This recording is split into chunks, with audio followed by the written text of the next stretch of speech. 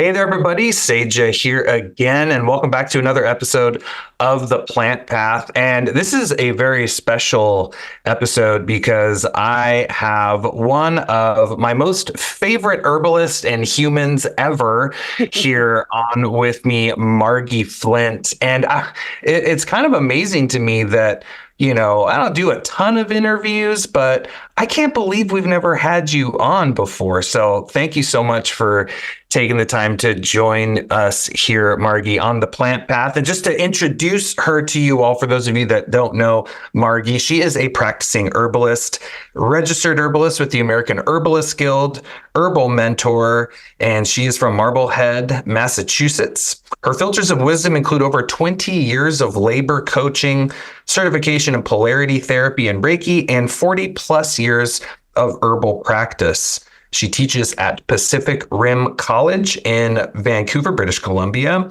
And she has been, or I guess it's not in Vancouver, it's in Victoria. Victoria. She's been caught lecturing at numerous amazing herb schools, Tufts Medical and Mass College of Pharmacy, Bastyr University. She is the author of, I'm going to just plug in, probably one of my favorite, and I think one of the most useful herb books of all time, The Practicing Herbalist, Meeting with Clients, Reading the Body, which is now in its 4th edition. She is most known for sharing the legacy of the late William LeSassier. The plants and her clients are her revered teachers. Thanks so much for being here, Margie. Oh, Sage, I love you. Well, like I said, I can't believe we've never had the opportunity to jump on and do an interview and kind of share your work with our audience. And it's a real honor to have you here. You always hold a special place in my heart because I remember when we first met, I was kind of like the new guy, like the new young dude like, teaching at herb conferences. And, some of the other people were a little like, oh, who's this guy, and you were just like, oh, come here, and you kind of took me. You've always been so kind to me. So yeah, thank you for that. You got a special place in. You have reciprocated 100-fold. Believe me, I feel the vibration of that mutual admiration that we have, and that is a wonderful thing because when I wrote the foreword for your book, what I got from your book was hope for the future, because you're so smart and so connected to the plants, and I appreciate the diversity of your background. And it was like, oh, I don't need to worry anymore. Well, thank you. I really appreciate that. So you've got some new books and stuff that are happening right now. And you were mentioning working on some William LeSassier books. Can you talk about that a little? So the big project for the next probably 3 years is William's daughter. William died about 21 years ago, and his daughter asked if I would publish what he had intended to publish. And because he was a perfectionist and I'm not, she asked me. So I will be editing, but I will keep the books in his voice and as pure to what he offered, because historically he really was so impactful to most of the herbalists my age. Were all influenced by William. And, Rosemary, in her Herbal Elders podcast, most herbalists bring up William. I mean, he needs to be documented. And it's a lot of volunteers typing and transcribing, and it's a massive project. It's like, I know sooner stop seeing clients than Ona called and said, would you do this for my dad? It's like, oh, well, yes, of course I will do that for my mentor, because I do believe in legacy. The legacy of knowledge, acknowledging your teachers. Where did you get your information from? You know, what's your lineage?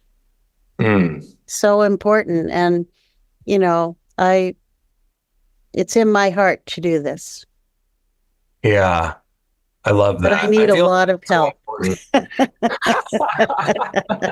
I need a heard lot of he help was. and I need I heard he financial was. backing. So, you I know, heard he was a pretty scattered writer and yeah. lecturer. I've heard it kind of gets all over the place, but well, it's so interesting Yes. Oh because boy, you got that right. it's so interesting because I think it's so common for people to be aware of herbalists that publish books, right? It's like the books tend to, and William didn't, from what I know, publish anything aside No, from he what never you're did. working on. And so I'd never heard of the guy. And then I'm studying with all these people and I keep hearing, it's like you and Matthew Wood and David Winston. I'm constantly hearing, I'm like, who is this William LeSassier guy? I'm like, can I read his book? Does he have a lecture I can hear?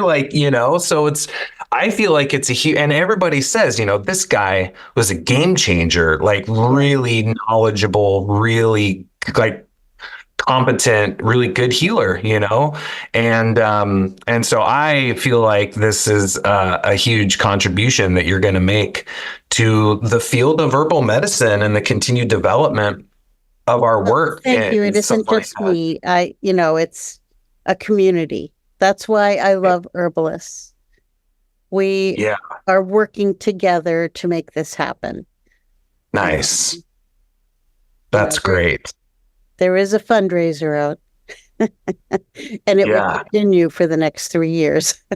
yeah, good. Well, when I was kind of thinking yesterday about our talk today, and I was like, oh, what should me and Margie talk about? And Mhm. I think the title of your book, The Practicing Herbalist, is such a good title, especially considering the content that's inside of that book is literally unlike any other herb book I've ever purchased. And I've got a lot of, I got a lot of herb books, and so I was kind of thinking it would be really neat to talk a little bit about some of these things, specifically in regards to like working with people. I always think about, wow, it's one thing to know your materia medica, know pathophysiology, and to know plant pharmacy and extraction and medicine making and formulation strategies, and to know all of this stuff. But if you don't know how to work with the person sitting in front of you, if you don't know how to get the right information, if you don't know how to translate that into what type of remedies does that person need, not their symptoms need, all that knowledge is kind of wasted, right? And Yeah, so, there are tricks, and the tricks are in the book. So, the way the book is set up, it's like my story of how I became an herbalist, which cracks me up because the guy I was living with at the time, Bill, he said, "Oh, just tell them your story about how you became an herbalist, and then people can realize, oh, anybody can be an herbalist." It's like, thanks, Bill. So, so there's that, and then it's about questioning, how to ask questions, and mm, but before all the questions and knowledge, you have to learn, one, how to sit quietly and listen. A lot of people listen, but they don't hear. mm, So being able to watch somebody as they're talking to you and really hearing and observing the body to see what are the subtle micro movements that person has that are, you may be saying yes to something, but your body is saying no. So there's a lot of subtlety. It's the same with, reading the face and the nails and the tongue. There are subtleties, there are shades, there are tints of color, there are deep lines and shallow lines. And, you have to learn all the little nuances of how we communicate, how we appear, the words we use. I have certain questions that are sort of my favorites in the intake. One is what makes you happy. Mm. Some people will literally say, looking around like, happy. Like, what is that? Wow. And they'll take a lot longer to get better. Hmm. And if they go, oh, I love my husband, I love my job, I love my work, they get thousands of points. I do have a point system.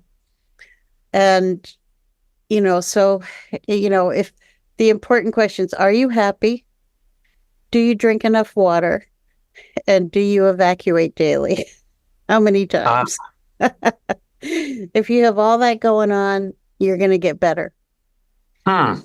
And then I find something in their face or their nails or their earlobes that proves that they have a strong constitution, that they can go through whatever their health process is at the moment and get through the other side. So giving people hope is very important. Yeah. Words are so important. Mm. And, no one should leave your office without feeling empowered that they can, really get through this.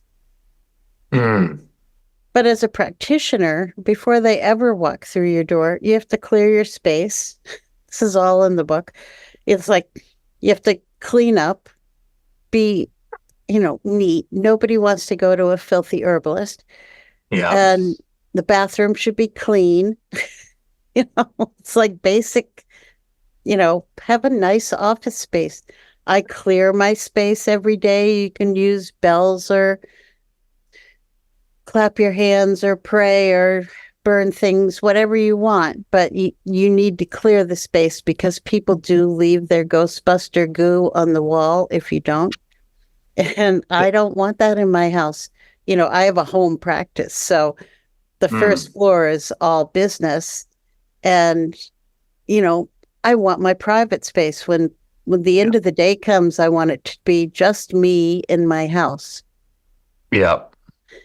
And then another important thing is you have to be working on your own stuff. I remember I had a practitioner in clinic one year, and I said, well, what are you working on for yourself? And she said, oh, nothing. It's like, really? Are you a human? I mean, are any of us ever not working on something? Yeah. Yeah. And, so be working on your own stuff so you know that life is real, and be able to leave your energy.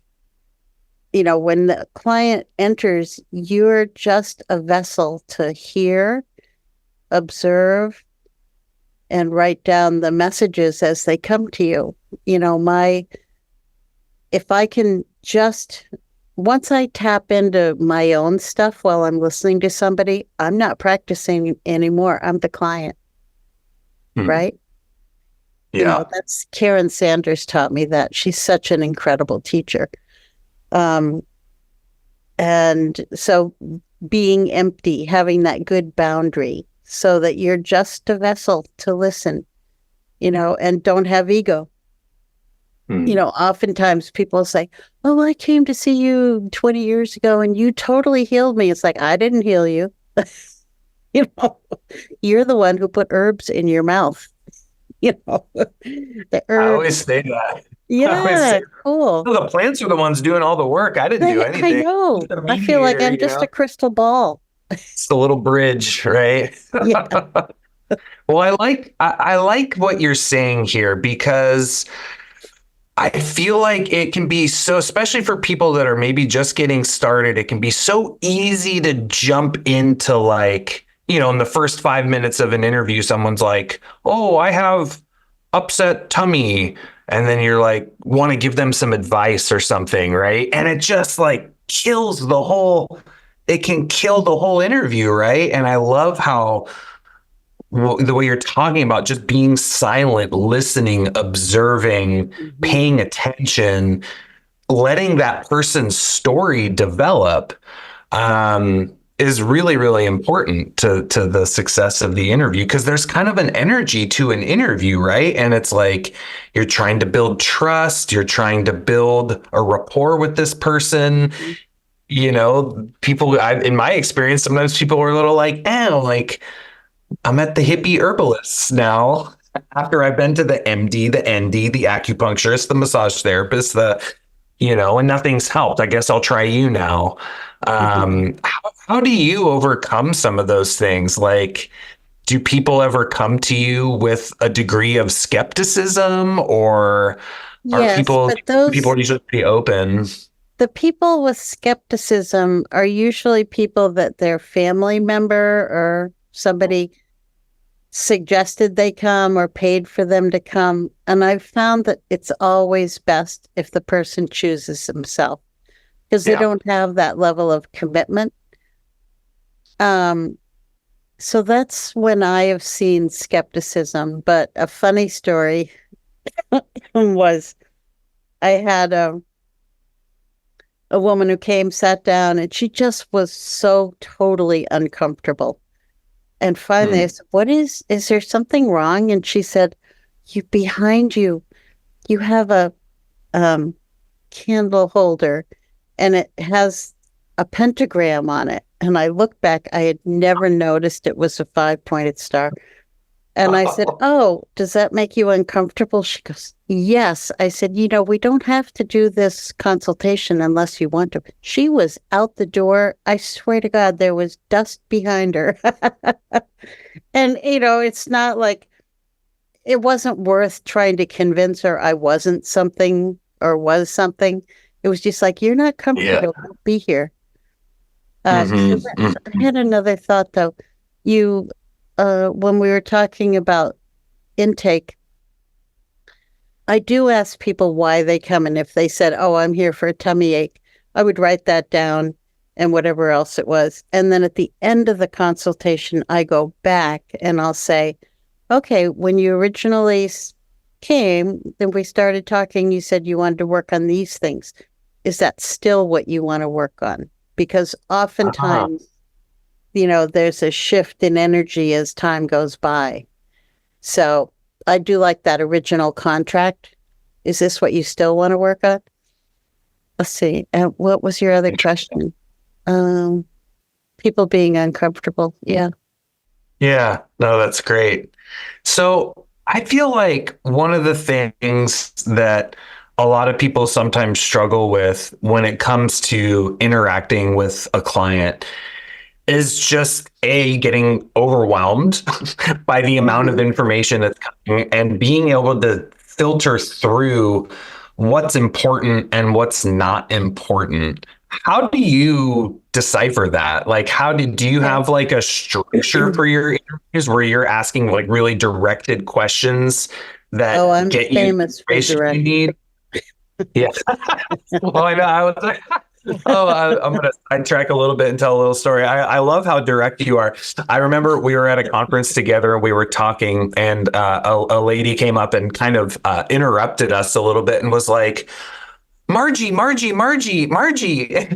you were like, and you just looked at me and go, hon, it's Margie. I was like, she corrects people when they say her name wrong. Everybody mispronounces my name and I never say anything about it. But I was like, I like how Margie's so direct with that. I am famous. Anyways. Well, I think people go to different practitioners because of their personalities. Somebody's going to go to me for one reason because I am direct, but I'm also kind and I don't push people too far unless they're being abused, then I do. But if they went to Matt Wood, it's a totally different approach. He's a completely different type of practitioner. But when he and I have worked together with a client, we always end up with the same herbs. Oh, interesting. Huh. Yeah. Different paths. The herbs are in charge, whoever. Yeah. Yeah. Yeah. I find people these days seem so complicated. but sometimes like really complicated health situations, right? And it's tricky sometimes to navigate that and to really kind of filter through the important stuff from the non-important stuff. Like, what's that process look like for you? That's why we do facial diagnosis. Mm.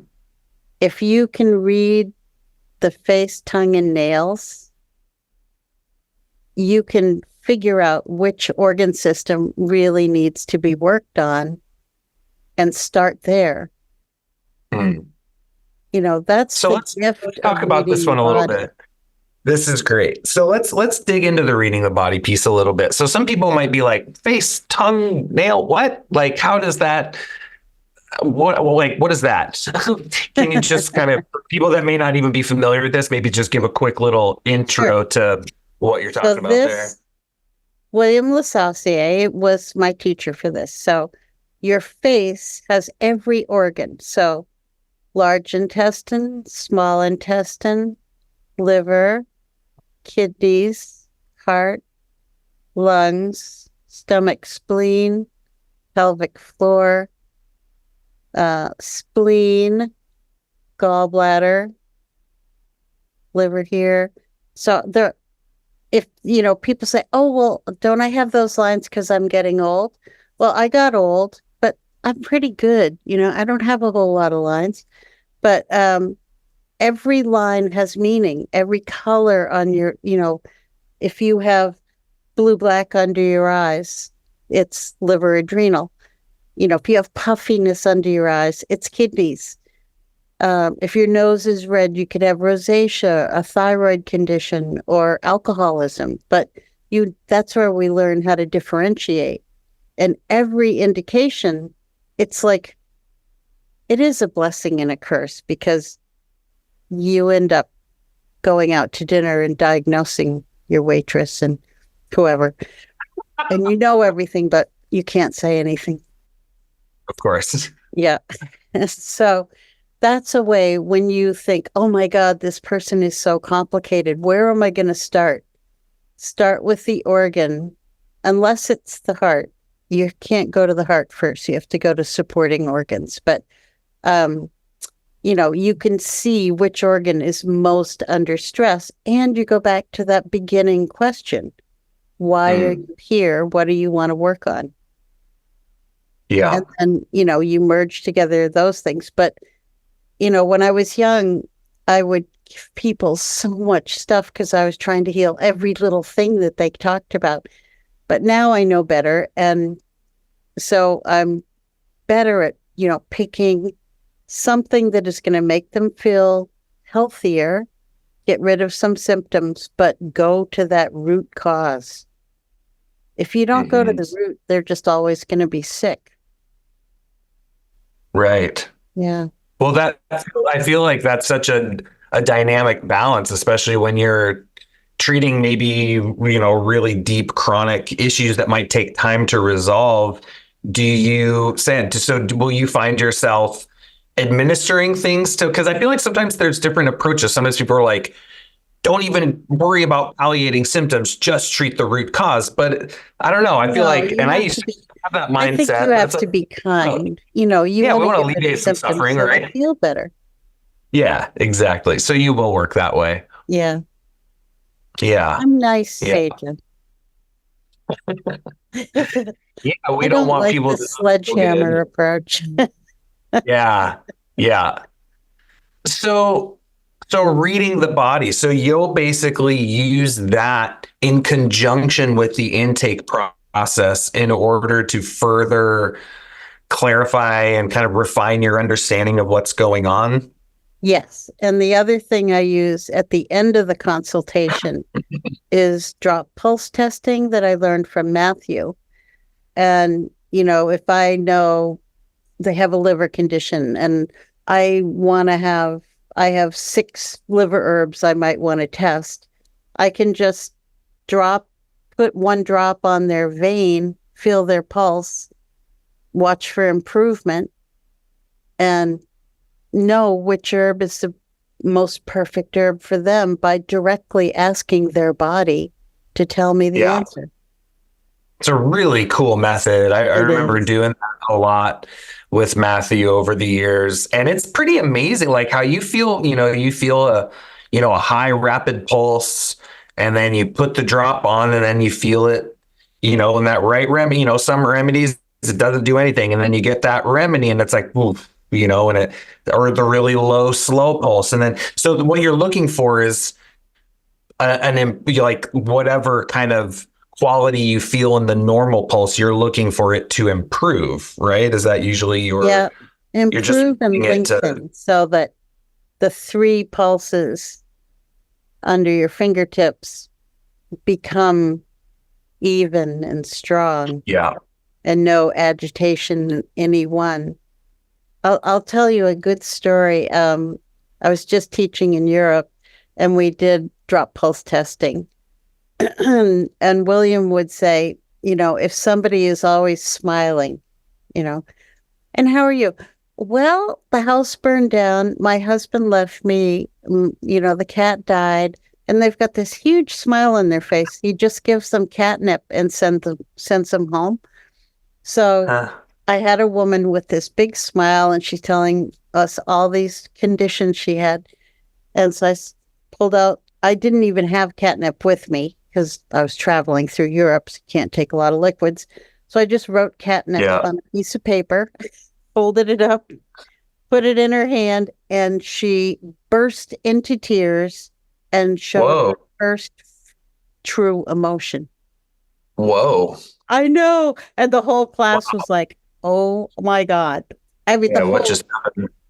Every person had an amazing reaction. It was incredible. Wow. So, I've seen Matt a couple times. Just write it down. Wow.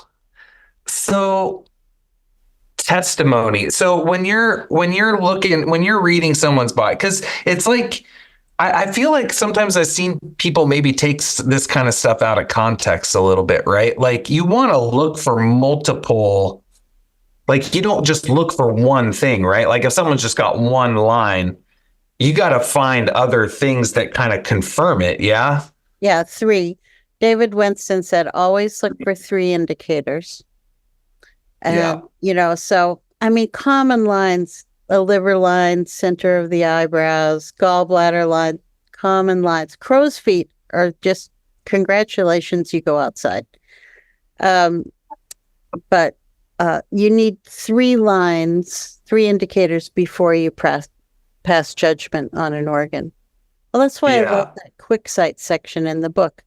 You can just open it up and look at lungs and say, oh yeah, there's 6 different indicators for lung issue. Yeah.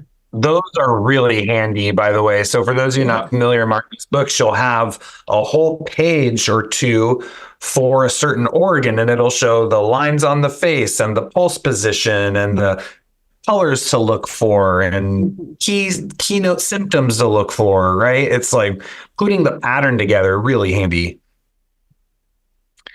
So that testimony of 3, that is something on the, do you typically look at that, something on the face, something in the pulse, something on the nails? Or is that? Tongue is a really big indicator. Well, yeah. Yeah, but face, tongue, and nails really tells you a lot. And then you can look at the toes, if they have the toe next to the big toe is the same length or longer, chances are they're missing intrinsic factor. If they have stalactites under the tongue, when they curl it out, that's the only one. You only need 1 indicator. You are missing B12. You need to supplement sublingually. Don't take it in pills. Interesting. Yeah. So many people. All those people with MTHFR SNPs in their genetic code, they're all missing intrinsic factor. And that's where like the methylated forms of those B vitamins are, right? Yeah. Yeah. Interesting. So what is the process? So you're doing the intake, you're reading the body, you're looking at all of this stuff.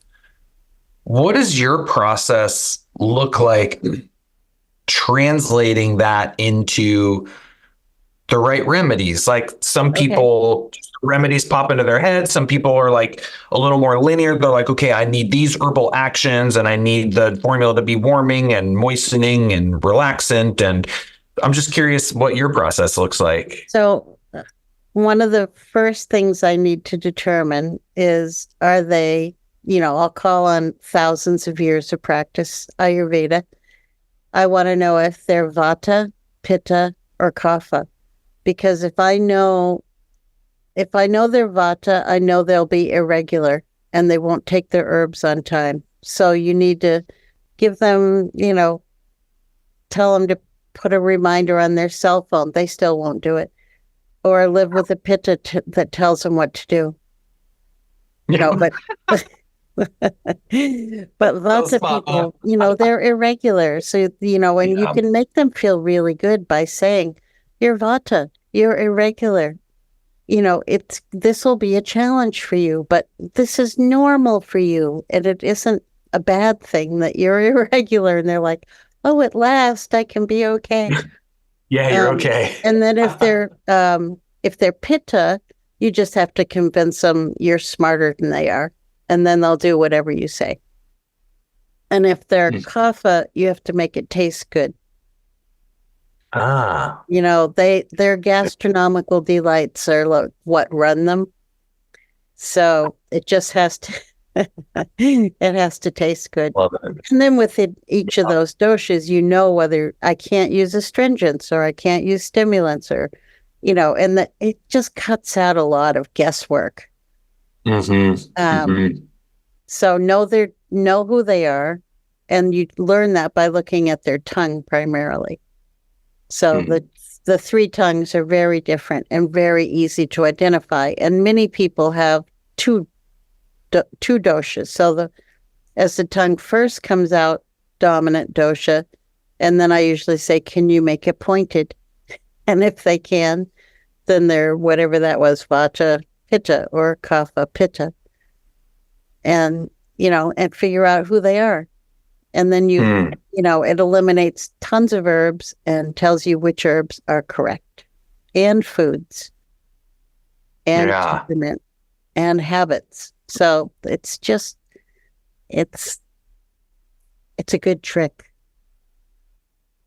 I love the compliance thing you just shared. That's so good, right? Like, what is going to make, just look at someone's constitution, what's their general nature, what's going to make them not follow, your protocol or your, what you want them to do, and how do you kind of overcome that right off the bat? That's brilliant. Yeah. Annie McIntyre taught me that. Interesting. I like that very much. Yeah. But then, so you do the intake, you got your remedies, you send them away, and then they come back, right? You make them pay you. Oh, well, that's of course important, right? But what about what's the follow-up process look like, right? Like, I've been really realizing the follow-up is so key to make sure that what you're to assess compliance, but also is what they're doing working? Is it not working? Do you need to pivot your strategy, your approach? Like, to start off, what does the follow-up look like? Does it, because I'm assuming it looks a little different than the initial intake, right? Totally. So the only paper I look at after the initial intake is my timeline sheet, which is outlined in the book. But, that has all the important information that I need to look at, and then their invoices, which tells me their formulas. And I book their follow-up before they leave. So depending on their issue, it might be in a week or in 3 months or in 6 months. And so when they come back, I ask them, how much time do you think you want to spend with me? And I charge them in sort of 15-minute increments. And that way I can book out my day practically, and they know what to expect. But you can cover a lot of ground in a short time unless they're there for therapy. and they have to pay for it. So, Which is not always uncommon. it's very common. It's like I was a psychology major. So, yeah, I mean, I want to see what they accomplished in taking things. That's why I try not to give people too many things so they can feel good about, I took my tea, I took a bath, I did this, I walked 3 miles, whatever it is. Because everyone wants to feel like they're doing a good thing, like they're not failing. If they walk in and apologize for not getting things done, that's not good for them. And honestly, I think I would advise young herbalists, if your clients don't take the herbs you recommend and they're just coming in for entertainment, don't waste your time. I mean, when I retired, I have a lot of clients. And none of them wanted to leave, but I only kept the clients who actually did what I told them to do. It's like, okay, I'm retiring. I want to play. I don't want to work all the time. So if you do what I say, I'll keep you. But if you don't do what I say, you could go. Good motivating factor. Somebody else. Yeah. So someone comes back, they do everything you said, but what's your approach for when things don't seem like they're working? Because I feel like it's a reality all herbalists face, right? We don't always hit the nail on the head the first time around. So what's your process look like for thinking that through of like, okay, this is what I thought was going on. I gave them this protocol. It's not really doing. What's your process for kind of rethinking things, reassessing, reevaluating, reformulating? What's that look like for you? I would look back at the intake and see where I might have skipped a portion of an organ system questions, because the way my intake is laid out is basically by organ system. And if I think they're healthy in one, I'll ask a few prominent questions, but if it's all okay, I might move on to something else. And if I feel like I'm missing some step, I might go further into those questions, or I might delve more into the emotional stuff. Because I'm pretty good at figuring out what's going on with people. So it isn't common that people come and don't have success. But when they don't, I want to know, are they really taking their herbs? Or has some emotional aspect come in that is playing a bigger role? Because, body, mind, spirit is a circle. There aren't any commas in between. You can't separate the spirit from the body and the thoughts. So then I might do more work on thought process. Mm-hmm. Because those can be obstacles to cure, right? They're huge obstacles. Yeah. Yeah. Yeah. Interesting. Yeah. So what do you feel like? It might be hard for you to remember because you've been doing this for a while, but if you can go back to like okay, here's a good way to frame this question. If you could travel back in time to when you first started seeing clients, what advice would you give yourself then? Don't give them so much stuff. Keep it simple. I used to send people out with huge bags of tea. Now I just send them out with like probably more than you would get at a natural food store, but see if you can take this for 2 weeks. So I might give them a couple of weeks of tea, and then if they're local, have them pick up more when they're compliant, when they're going through it. But if I give them a little bit of tea and they haven't even gotten through half of it, I know they're not doing what they're supposed to do. So it's like, does it not taste good? Is tea too hard for you to make? I mean, we think we're herbalists, so making tea isn't hard for us, but for a lot of people, it's weird. It's foreign. Yeah, totally. Yeah. Yeah. They literally need I've made handouts about how to make a cup of tea. Yeah. Oh, I hand it out to everyone. Yeah. Yeah.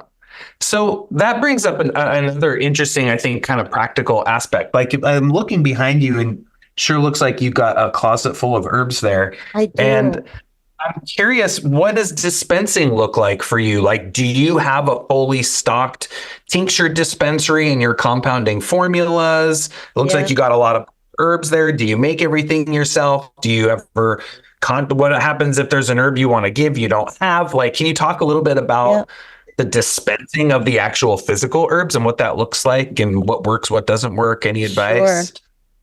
I do make most of my products, but I do like to have my friends on the shelf.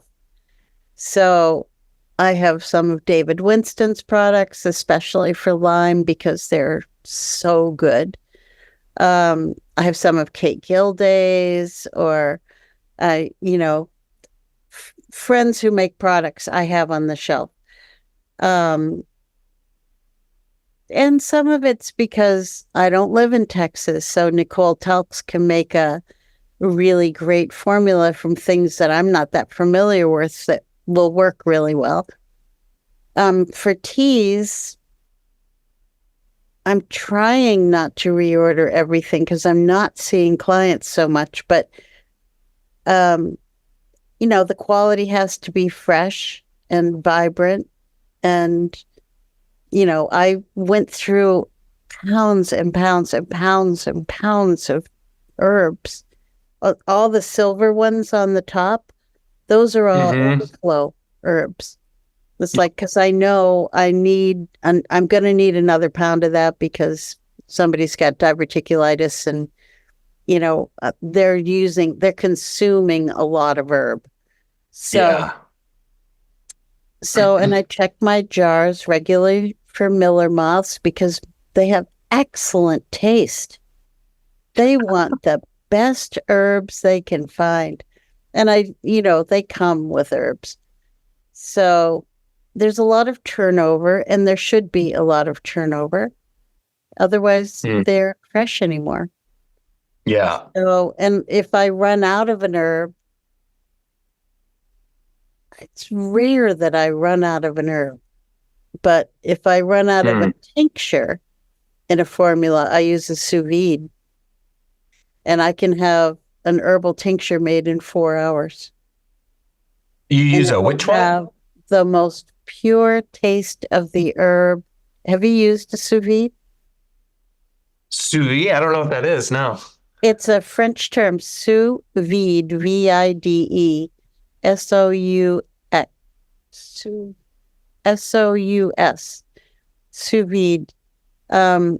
It's a cooking tool that looks like a tube, and you attach it to a big spaghetti pot and put water in the pot, and the sous vide keeps a constant temperature that you set temperature, and it keeps the water rotating the whole time. So you have your glass jars with your herbs and alcohol or herbs and glycerin or whatever with a lid on, but the lid can't be too tight because alcohol is volatile.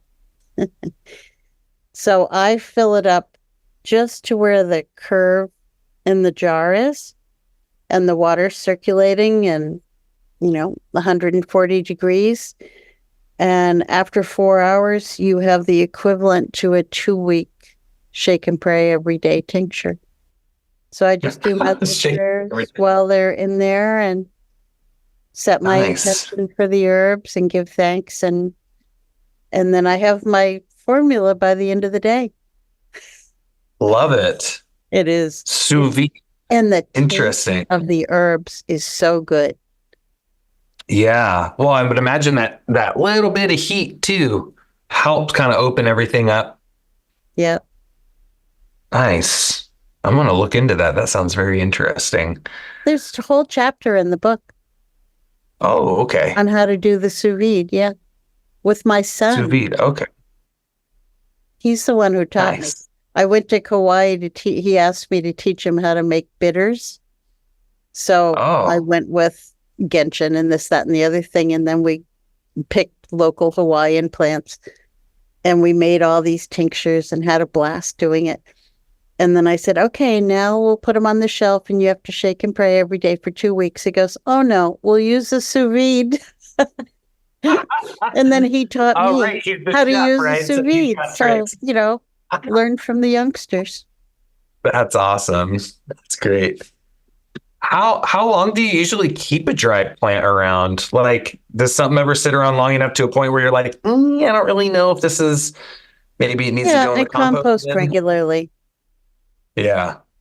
Yeah. Yeah. But now my other Hannah has chickens. So now if an herb is questionable, I just give it to the chickens. Nice. Yeah. I mean, it has to go back to the earth, but you shouldn't use old herbs. Yeah. Things like aromatic seeds and they're going to last for a long time. Roots are going to last for a long time. But leaves and flowers, this closet door is usually shut. It's only open so that you can see how pretty it is. And so I keep my herbs out of light, out of heat. The temperature in that room is totally different than every room in the house. It's cooler. I Mm, don't do anything. It's just the way it is. mm. And tinctures, there are some tinctures that go bad. Eye bright and um, Hannah says lemon balm goes bad. I hadn't noticed that. But, Hmm. there are some things that are more fragile than others, but most tinctures last for years and years and years. Yeah. Yeah. Nice. So let's see. I'm curious if you have a particularly like, do you have any stories of like some really interesting cases or really difficult cases and how you kind of worked through it? I'm just kind of curious if there's if anything pops in your head of notable cases, notable clinical experiences that you've had that you feel like sharing. Sure. Well, my practice evolved into being heavily, um, I had a lot of clients with cancer because Mm. I wasn't afraid of cancer. And, I was diagnosed with a tumor when I was 24, told I had a year and a half to live. Whoa. Surprise.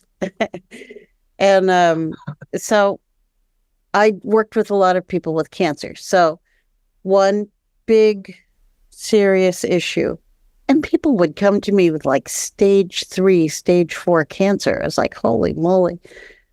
Wow. And I just figured there are certain herbs that I learned were amazing for cancer. Interesting. Yarrow. Yarrow puts a healthy boundary around a tumor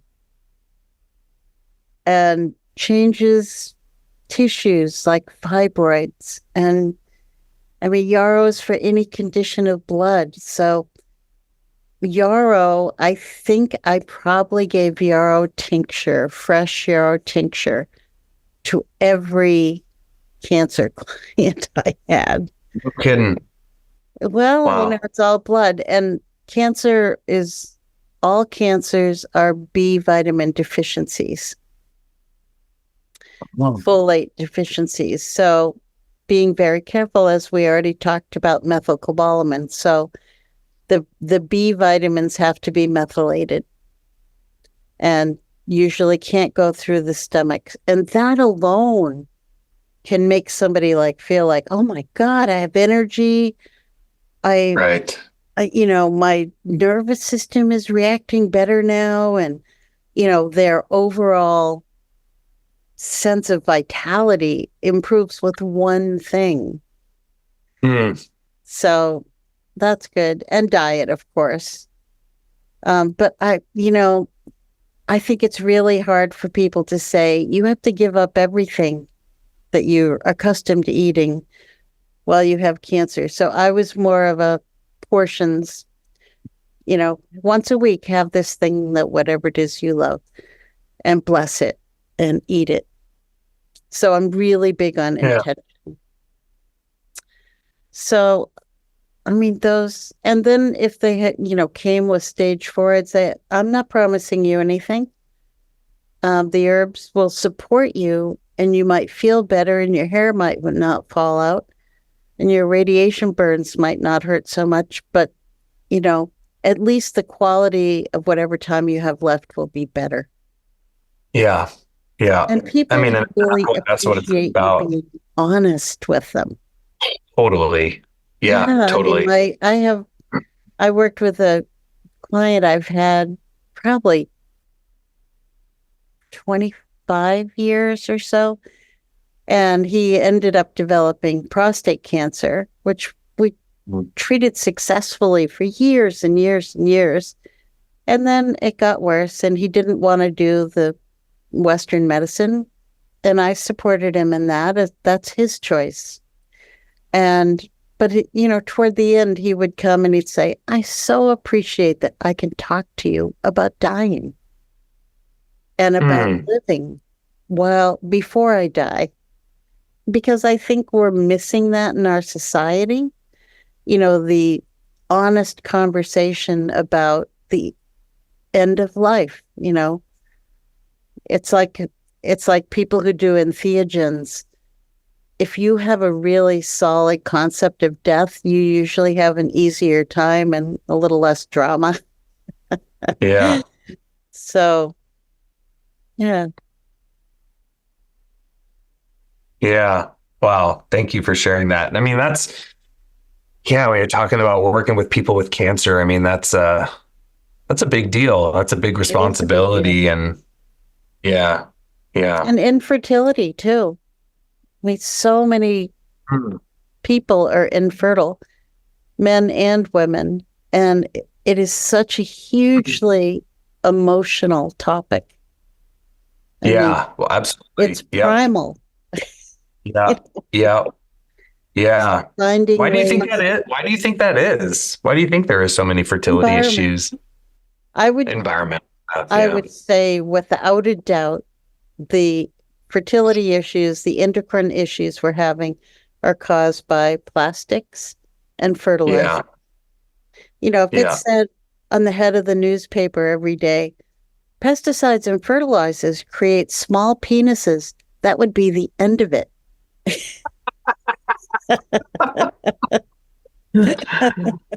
I mean, is it true? That is true. No kidding. Wow. Yeah. What about the whole digestive stuff and food allergy stuff? Why do you think so many people have so many food allergies these days? You think it's kind of a similar thing? Like, food allergies, it's lack of intrinsic factor, number one. And the environment is so removed from what it used to be. The microbiome of the earth and the microbiome of the human, we are a reflection of the planet we live on. So our gut is suffering because we are doing things to the earth that are inappropriate. Mm-hmm. Mm-hmm. Yeah. It's like the cycle, right? Like, yeah. I mean, it's so interesting that, interesting / scary, but you just look at the last, it's like, here we are, 2020, what year is it? 2024, 100 years ago, the whole pattern of health and disease was totally different. Like, I'll go back and read, old eclectic books or materia medicas from the physiomedicalists or whatever, and you're reading about scarlet fever and diphtheria and like all this stuff that we don't really see that much anymore. But then these days we've got all these other weird things that they would have never heard of. And it makes me think about how herbal medicine is and has to be constantly evolving and constantly changing because It does. our environment's changing, we're changing, the herbs might even be changing too in their properties. So I don't know, like, what do you see moving forward? Like, I feel like Well, I there's this think, new generation of herbalists. Like, what do you think the most important things are for the new wave of herbalists and herbalism? And how do we continue to develop and grow and be good at stewards and be good herbalists and heal people? Like, what do you kind of think about all that moving forward? I think it's all about education. You know, if children understand where food comes from, that it doesn't come from a little plastic package, you know, I mean, we have to get real again. We have to understand where our vegetables, our animals, I used to take my grandkids to the petting farm. Oh, look at the pig bacon, Uh-huh. you know, pork loin, and I would tell them, these animals, see how happy they are. They're dancing around and frolicking and being fed well. If you eat food from animals that are happy and healthy and eat vegetables from land that seaweed and compost and chicken poop are used to fertilize the soil becomes rich, and then you eat it and you become rich. Right. And that's how we really understand where our feet are going and what is going into our mouths. But we have to educate the children. It all begins with education. I love it. I mean, as a relatively newish father, I appreciate hearing that. It makes me think about the other day I was sitting down. Well, we were all having dinner as a family, and my oldest, he's turning 4 in August. So still, he's not that old. He's still 3, but we're looking at it. I says, hey son, where's that food come from? Like, look at this, look at your plate, look at all the food that's here. Cause we try to be responsible for a lot of our food. We raise our own sheep that we butcher for meat, and Whitney grows a lot of food out in the garden. And we're trying to be as self-sufficient and sustainable as we can in the way we live and grow our own food and all this. And it was really cool the way he answered. He says, well, the sheep ate the grass, and the rain made the grass grow, and the grass grew in the earth, and the sun grew it. So I guess it's the earth. The food comes from the earth and the water and the air and the fire. And I was just like, my heart swelled with pride. I was like, it's like, well, congratulations. You've succeeded as a parent. Trying, doing my best. There's always ups and downs, right? But I feel like that's it. What you're talking about is that reconnection to like what's real? Like, what is this life, and what gives us life every day? And what are the things that maintain a healthy ecological state of our bodies? And it gets a little concerning sometimes just looking at the state of the world and the direction things are going. And it's like, man. Yeah, you have to protect yourself from that.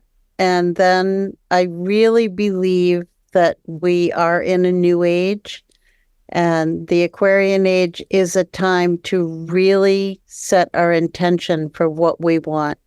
What is it you really want? How do you want to live your life? I mean, you and Whitney have created this little mecca, and I knew you before you even thought about having kids. I remember you mentioned it. The intention of how to live, how to use your words. What is it you want to ripple out? Because the ripple is big. I mean, I just taught in, Britain, Portugal, and Italy, and I kept coming back to the ripple. I'm really into this ripple. I'm going to ripple out William LeSassier, and I'm going to ripple out, people getting along. It's like, all right, you kids, if you can't get along, I'm going to separate you. I mean, that's what COVID was to me. It was like Mother Nature saying, all right, you kids are misbehaving. You have to go to your room. I'm going to separate you, and you don't get any snacks. Yeah. No coughing or sneezing in public. Oh, thank you for that, Margie. Yeah, really good words there. I appreciate that. And I just appreciate everything that you shared here today. A lot of really good wisdom and a lot of good things that I think are going to help people out in their plant path and their journey towards helping people out with the herbs, which I think is why we do what we do, and trying to make the world a better place, one plant, one person at a time. And I don't know if you have any closing thoughts that you would like to share, or any exciting. I appreciate you. I appreciate you, and if people want to support the LeSassier project, they can contact me. I don't know if you're going to put contact info up, but they can contact me, and you'll get depending on the size of the donation, you'll get ebooks. And if great. you make bigger donations, you'll get real books that are printed. Nice. Great. So, yeah, you can definitely post any relevant information in the show notes. Absolutely.